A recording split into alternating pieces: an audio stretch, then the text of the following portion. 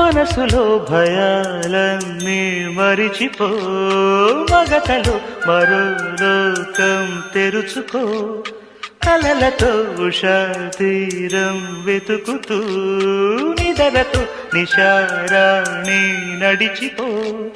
చిటికలోన చిక్కబడ్డ కటిక చీకటి కరిగిపోక తప్పదమ్మ ఉదయ కాంతికి.